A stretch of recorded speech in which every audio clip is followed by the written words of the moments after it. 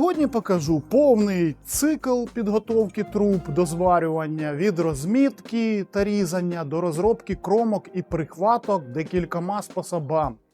Все максимально просто, доступно, і по-людськи.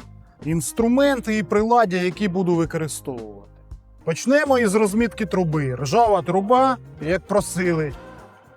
Скотч, метод із скотчем.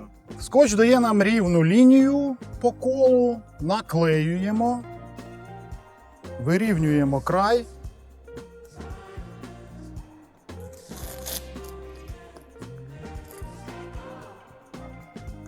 І маємо чітку лінію відрізу. Метод із пояском. Якщо скотчу немає, працюємо ним. Обгортаємо, вирівнюємо і проводимо лінію маркером або рисувалкою. Те ж саме, беремо шматок шліф-шкурки і також обертаємо, щоб кінці зійшлись. Проводимо лінію. Переходимо до різання труби. Ріжемо болгаркою, головне не під кутом. Робимо легкі рухи по контуру, а потім будемо поступово заглиблюватися. І дивіться, лещата я віджав, труба просто лежить.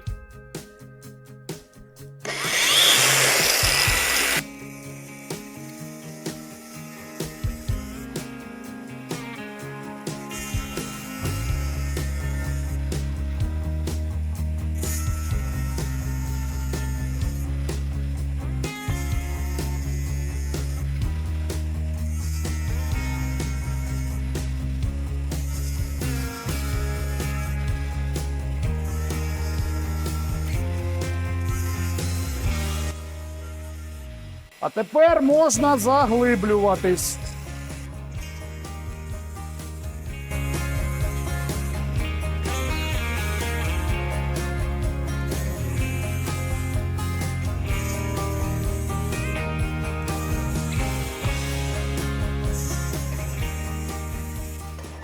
Перевіряємо геометрію. Беремо кутник і дивимося, чи є 90 градусів. Ось у мене тут міліметра 1,5 потрібно оце болгаркою вирівняти.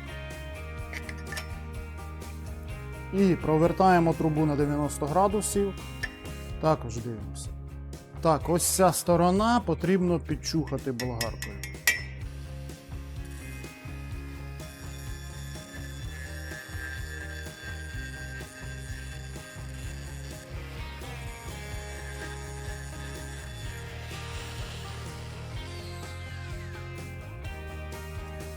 Поставив пелюстковий диск і зачищаю болгаркою біляшовну зону зовнішню. Знімаю задирки та залишки металу, бруду і ржі.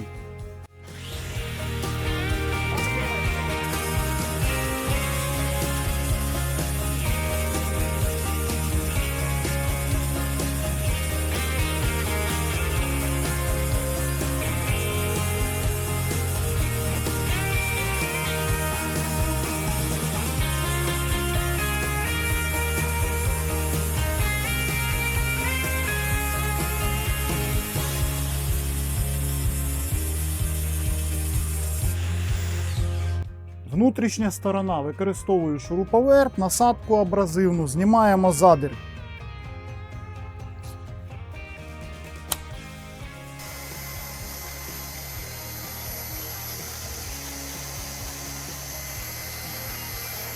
Також зверніть увагу, якщо є всередині шов заводський, то також його потрібно щухати.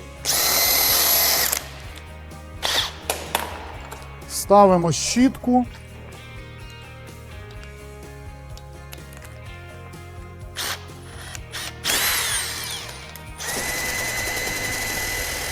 Тепер заміряємо трубу штангенциркулем. Колись ця труба була нова, зараз ржава. І була, мабуть, 4 мм стінка. Зараз 3,5. По стандарту кут розробки кромок становить 37 градусів. Нам важливо потрапити хоча б від 30 до 37. Пояснюю розрахунок. Тангенс кута 37 градусів дорівнює 0,75. Беремо 0,75 і множимо на товщину труби. Товщина труби у нас 3,5 мм. 0,75 множимо на 3,5 дорівнює 2,625.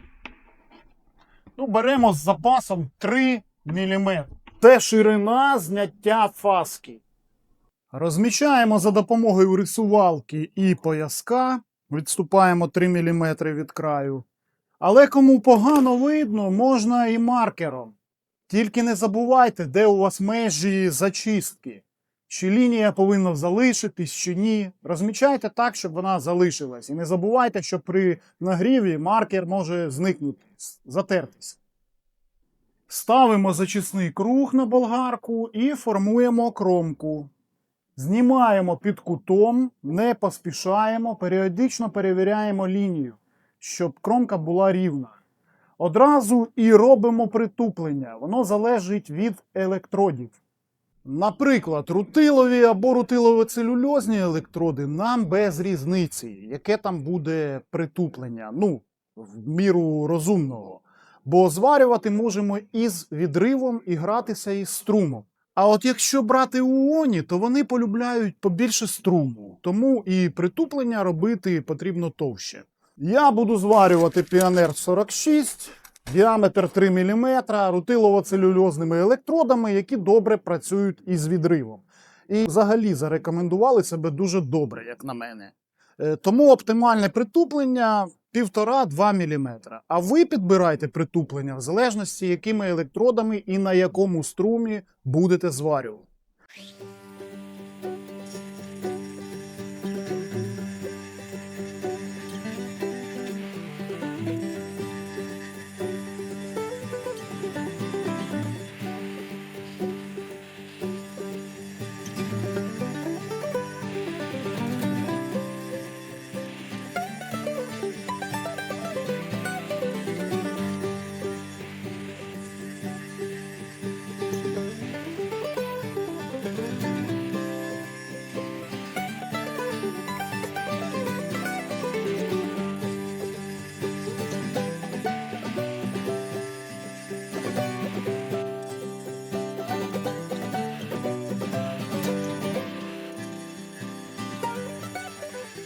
Кромка готова, притуплення складає десь 1,5 мм. Для прихваток можна використати от такий присадочний пруток 2 мм, зігнути його буквою L, вставити між трубами, виставити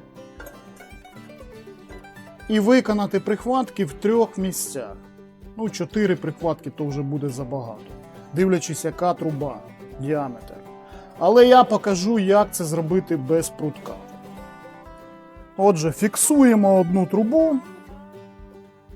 Іншу, ну, можна, звісно, це зробити за допомогою струбцин, але я покажу, якщо їх нема.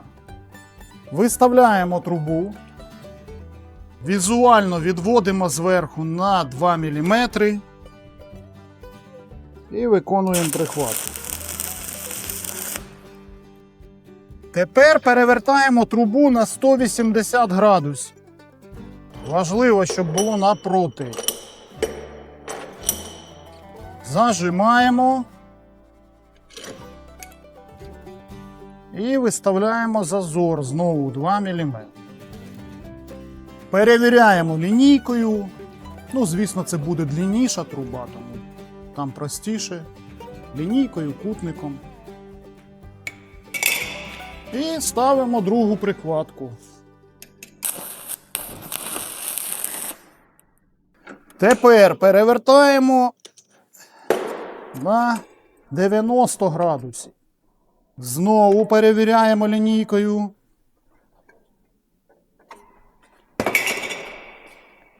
І виконуємо третю прихватку.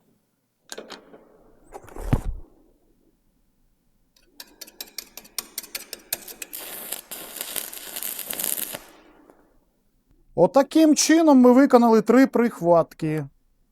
Перед зварюванням обов'язково їх запилюємо, але пам'ятайте, після основного шва краще їх зрізати, щоб не було концентратора напруги.